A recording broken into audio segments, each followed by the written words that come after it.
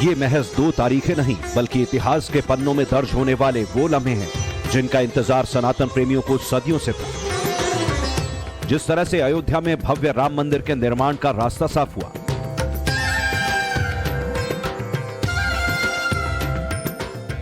ठीक उसी तरह मथुरा में श्री कृष्ण जन्मभूमि पर सर्वे का पहला कदम उठाया जाएगा। 11 जनवरी को होने वाली सुनवाई में एक और साक्ष्य कोर्ट में पेश किया जाएगा जिसका संबंध जुड़ता है सलीम और अनारकली की प्रेम कहानी से। सलीम और अनारकली की प्रेम कहानी का कई ऐतिहासिक किताबों में जिक्र मिलता है। ऐसी एक किताब है प्रतिष्ठा प्रकाश, जिसे लिखा था ओरछा रियासत के लेखक वीर मैत्री ने। हिंदू पक्षकार का दावा है कि 1623 में लिखी गई इस किताब में सलीम और अनारकली की प्रेम कहानी का जिक्र शुरू होता है और फिर मथुरा में भगवान श्री कृष्ण का मंदिर बनाए जाने का वर्णन मिलता है। तो सलीम की जान बचाने के एवज में वहां पर उन्होंने वीर सिंह बुंदेला को श्री कृष्ण जन्मभूमि पर मंदिर बनाने की अनुमति दी थी। ये कहीं ना कहीं ये था। इसका वर्णन बहुत सुंदर वीर मैत्रेय ने, जो मैत्रेय थे, जो ओरछा स्टेट के लेखक थे, रचयिता राइटर थे, उन्होंने लिखा है अपनी प्रतिष्ठा प्रकाश में। हिंदू पक्षकार महेंद्र प्रताप सिंह की दलीलों में 4 लोगों का खास तौर पर जिक्र है। इनमें मुगल शासक अकबर और सलीम यानी जहांगीर है। ओरछा के राजा मधुकर बुंदेला और उनके बेटे वीर सिंह बुंदेला है। महेंद्र प्रताप सिंह का दावा है कि प्रतिष्ठा प्रकाश के 8वें वॉल्यूम में अकबर की सलीम से नाराजगी का जिक्र मिलता है और ये बात तब की है जब वो अनारकली से प्रेम किया करता था। किताब के मुताबिक अकबर अपने बेटे सलीम की प्रेम कहानी से तंग आ चुका था और उसकी हत्या करवाना चाहता था और इस हत्या की साजिश की भनक लग गई सलीम को।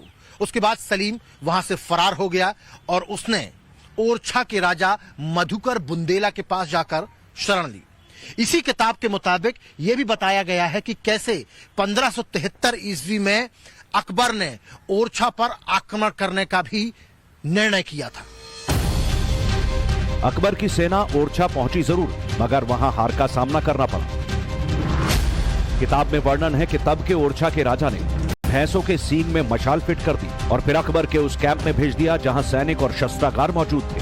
हारे हुए सैनिक अकबर के पास पहुंचे तो संधि का प्रस्ताव मधुकर बुंदेला के पास भेजा गया। फांसी न देने की शर्त पर ओरछा के राजा ने सलीम को अकबर के हवाले कर दिया। बाद में सलीम जब जहांगीर बनकर शासक बना तो अपनी जान बचाने का एहसान चुकाना चाहा, जिस पर मधुकर बुंदेला के बेटे वीर सिंह बुंदेला ने कटरा केशवदेव भूमि पर भव्य श्री कृष्ण मंदिर बनाने की अनुमति दी थी। हिंदू पक्ष का दावा है कि इसी मंदिर को बाद में औरंगजेब 1670 में तुड़वाकर ईदगाह मस्जिद बनवा दी। वीर सिंह बुंदेला ने अपनी एक इच्छा जाहिर की कि मैं यहाँ पर जो भगवान का श्री कृष्ण जन्मभूमि का जो मंदिर था, जिसका विध्वंस कर दिया गया था, तो वो चाहता था वीर सिंह बुंदेला के इस मंदिर का निर्माण हो। तो इस मंदिर के निर्माण को लेकर के जब जहांगीर से बात हुई तो जहांगीर ने उस एहसान के तले जो मधुकर साहब बुंदेला ने किया था, तो इनको वीर सिंह बुंदेला को श्री कृष्ण जन्मभूमि पर मंदिर बनाने के लिए अनुमति दी और उस समय पर वीर सिंह बुंदेला ने 33 लाख रुपए लगा करके एक भव्य और दिव्य मंदिर का निर्माण किया।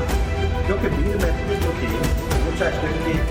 अब इसे संयोग कहिए या कुछ और, मथुरा को लेकर हिंदू पक्ष ने नया साक्ष्य कोर्ट में जल्द पेश करने का दम भरा। ठीक उसी वक्त कृष्णनगरी मथुरा में केंद्र से लेकर राज्य सरकार के बड़े नेता पहुंचे। वात्सल्य ग्राम पहुंचकर सीएम योगी, रक्षा मंत्री राजनाथ सिंह, डिप्टी सीएम केशव प्रसाद मौर्य ने संकेत दिए कि अब बारी मथुरा की है। वृंदावन की भूमि पर यहाँ पे तो पहले से ही कार्य प्रारंभ हो चुके हैं। ब्रज क्षेत्र तो हमारे लिए बहुत पवित्र भूमि है। यहाँ पे हम लोगों ने पहले से नगर निगम को मथुरा वृंदावन के नाम पे पहले से नगर निगम भी बन गया है। तीर्थ विकास परिषद का कार्य तेजी के साथ आगे बढ़ रहा है और तीर्थ के रूप में इसके विकास की एक नए कार्यक्रम को आगे बढ़ाया जा रहा है। सारे कार्यक्रम एक साथ आगे बढ़ेंगे। आप सब अपने बृहद मिशन के साथ निरंतर जुड़ करके कार्य करते रहें। यह आंदोलन जो आज इस मुकाम तक पहुंचा है, मैं अगर वहां कल जय श्री राम बोल करके आया हूं तो मैं मथुरा में वृंदावन में जय श्री कृष्ण भी बोल करके जा रहा हूं। सर्वे के लिए कोर्ट कमिश्नर की नियुक्ति से पहले मथुरा के लिए किए गए कार्यों का ब्यौरा देना, ये टाइमिंग बहुत कुछ कहती है। योगी 30 से ज्यादा बार मथुरा के दौरे कर चुके हैं, जबकि अयोध्या 60 बार गए।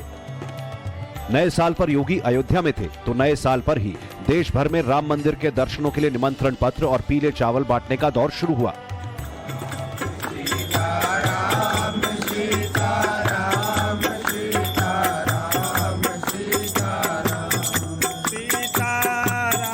वैदिक मंत्रों के उच्चारण और गाजे बाजे के साथ अयोध्या में वीएचपी ने अक्षत निमंत्रण अभियान शुरू किया। प्रतीक के तौर पर प्रभु राम और लक्ष्मण के स्वरूप की पूजा की गई।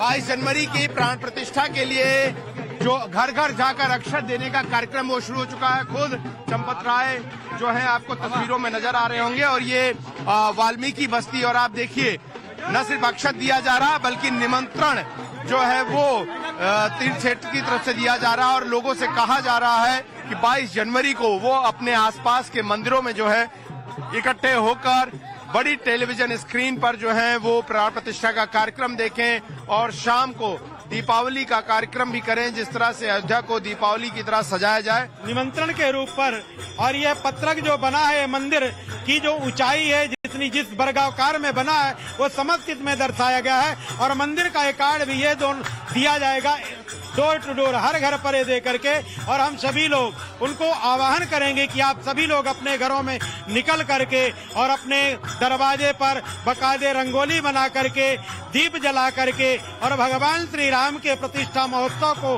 भव्य दीप रूप मनाने का काम करें। भव्य राम मंदिर के दर्शन कराने के लिए 15 जनवरी तक राम भक्तों को पीले चावल और निमंत्रण पत्र बांटे जाएंगे। देश के 5 लाख मंदिरों में अक्षत वितरण किया जाएगा। उम्मीद यही है कि 5 करोड़ लोग इसके जरिए जुड़ेंगे और फिर इसके बाद प्राण प्रतिष्ठा के लिए पूजन अर्चन का कार्यक्रम होगा। 22 जनवरी की इस शुभ घड़ी का बहुत बेसब्री से इंतजार किया जा रहा है।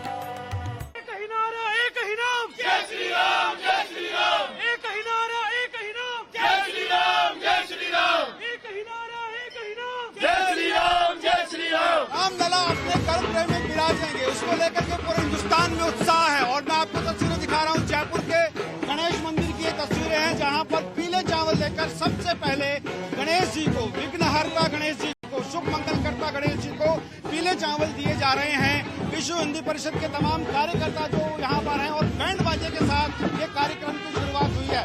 तस्वीरें मैं आपको दिखाऊंगा, आप देखेंगे बैंड बाजा बज रहा है, ढोलक बज रही है और इस शहनाई के साथ इस कार्यक्रम की शुरुआत हुई है। शुभ कार्यक्रम शुभ हो रहा है, तो पीले चावल देकर कार्यक्रम शुरू किया गया है। ऐसा ही निवेदन आग्रह माननीय प्रधानमंत्री जी ने अयोध्या से सारे संसार का आह्वान करते हुए किया है। 22 जनवरी के बाद फिर अयोध्या आने की योजना बनाओ। राम मंदिर में जो मूर्ति लगेगी नए साल पर उसे भी फाइनल कर लिया गया है। सूत्रों के मुताबिक अरुण योगीराज की बनाई गई मूर्ति मंदिर में स्थापित की जाएगी। 51 इंच की यह मूर्ति श्याम रंग की है। इस मूर्ति में भगवान राम बाल्यकाल में हैं, उनके हाथों में धनुष बाण है। मूर्ति के हर सेंटीमीटर में एक अलग कला और अलग शैली की झलक है। अरुण योगीराज के अलावा 2 और मूर्तियां बनाई गई हैं, जिन्हें मंदिर में जगह दी जाएगी। कहा जाता है कि जब राजा दशरथ को पुत्र प्राप्ति नहीं हो रही थी, तब उन्होंने श्रृंगेरी ऋषि के निवेदन किया था। उस वक्त श्रृंगेरी ऋषि ने भगवान दशरथ के लिए कामेष्टि यज्ञ किया था और उस यज्ञ के बाद श्री रामचंद्र और उनके बाकी 3 भाई इस धरती पर आए थे। कहा जाता है कि जो कर्नाटक का वो काला पत्थर है वो कारकाला तालुके से आया है, जहां पर ही पास में 60 किलोमीटर पर श्रृंगेरी ऋषि का मठ है और यही वजह है कि श्रृंगेरी का जुड़ाव सीधा रामायण से है। ऐसे में ये एक बड़ी वजह रही कि कर्नाटक के नेल्लिकोर के इस पत्थर को भगवान की मूर्ति बनाने के लिए तय किया गया था। देश 22 जनवरी को दीपावली जैसा उत्सव मनाने को तैयार है। ये जश्न रामलला की प्राण प्रतिष्ठा का होगा, भव्य मंदिर के निर्माण का होगा और बहुत उम्मीद है अगर कोर्ट कमिश्नर की नियुक्ति हो गई तो इसी दौरान मथुरा में श्री कृष्ण जन्मभूमि के लिए ईदगाह मस्जिद का सर्वे भी शुरू हो सकता है।